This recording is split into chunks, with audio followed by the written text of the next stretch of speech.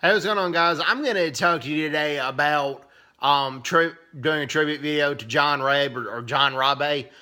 He is known as the Oskar Schindler of China, and there was a movie made about him in Germany back in 2009, which was titled that, John Rabe, the Oskar Schindler of China. Well, if you read Irish Chang's book, The Rape of Nanking, The Forgotten Holocaust of World War II, John Rabe was, or John Rabe, as some people pronounce, he was a Nazi businessman based in Nanjing, China, and he ran the Chinese offices of a German company called Siemens.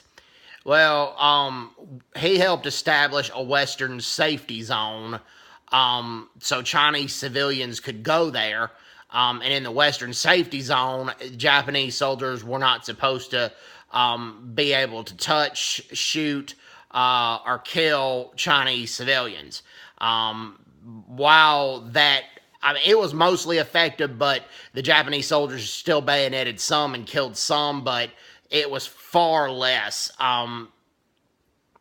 than what would have happened had the Chinese civilians not been outside the Western safety zone.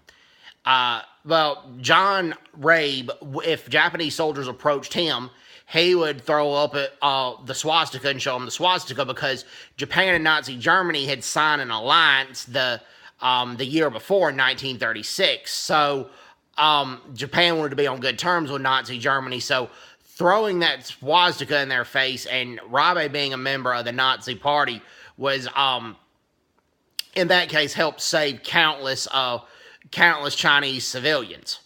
Now, Dr. Bob Wilson was an American surgeon. He did not belong to the Nazi Party. And John Rabe was betrayed by the Nazi Party when he left China about a year later and went back to Germany. He was interrogated by the Gestapo and placed under house arrest because he helped those Chinese civilians. So, John Rabe went from being wealthy to going to tremendous poverty.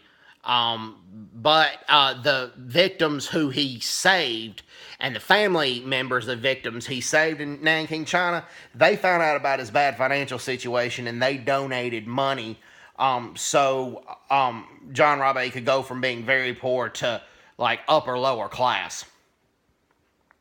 And that was a selfless act by the Chinese victims who did that.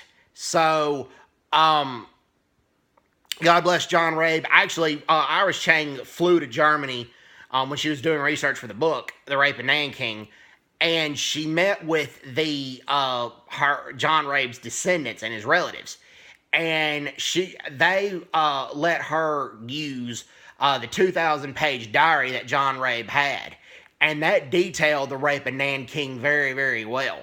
And that was probably Iris Chang's primary source for her book, The Rape of Nanking. So, God bless John Rabe. He's definitely the Oskar Schindler of China. Hope everyone's doing well. Take care. God bless them. Bye-bye. Bye-bye.